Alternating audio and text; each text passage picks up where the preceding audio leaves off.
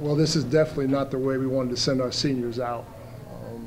We thought we did some good things throughout the course of the ball game, lead it for over 31 minutes, and Notre Dame leads for 2 minutes, but their 2 minutes were the most important because they led it down the stretch to win the ball game. So, disappointing loss. I thought we had some moments where we could have really seized the moment, and we didn't make enough plays down the stretch, and Notre Dame did. Danny, what was the explanation you got for the last 5 seconds where they blew it dead and took time off?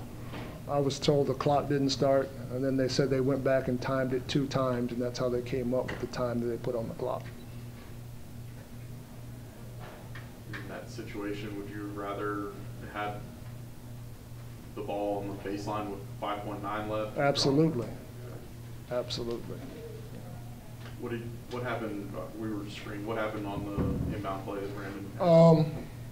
We crossed off the top and we were going to set a pin down. They switched it and they had a big on the ball and thought we might be able to throw it over the top to Olivier. But Brandon couldn't see him. And so we tried to bounce it off of the guy guarding the ball, but he was able to get a hand on it and catch it.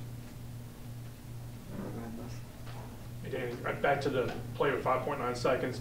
Had you already talked to your team going into Notre Dame's shot that you wanted to push if they had to make? Absolutely. We didn't. We wanted to play in an open court, and if we couldn't get a shot in open court, then we call a timeout once we got the ball at least to the top of the key area. But the first choice was to push it. Absolutely. Talk a little bit about Please use the microphone. Oh, sorry.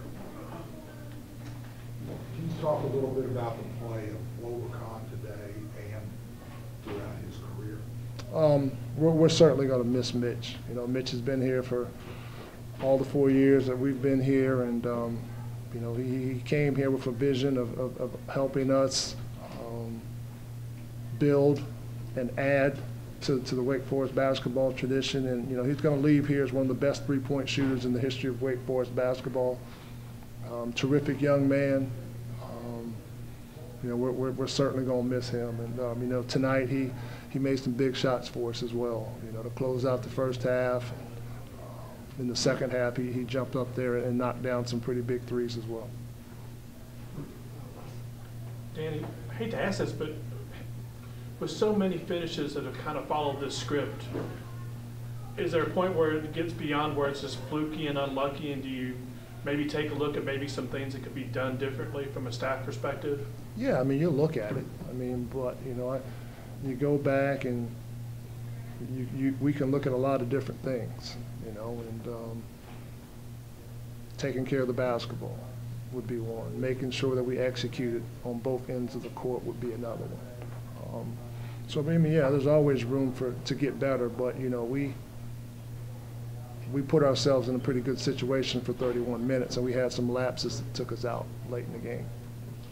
Did your team maybe fall prey to shooting a few too many threes down the stretch? There were times when I would have liked for us to have drove the basketball, but Crawford got into the paint quite a few times and didn't get a chance to go to the free throw line because they never called a foul for him. And I thought he got bumped a few times in there for sure. So. Anything else for Coach? Thank you. Thanks. Thank you. Yeah.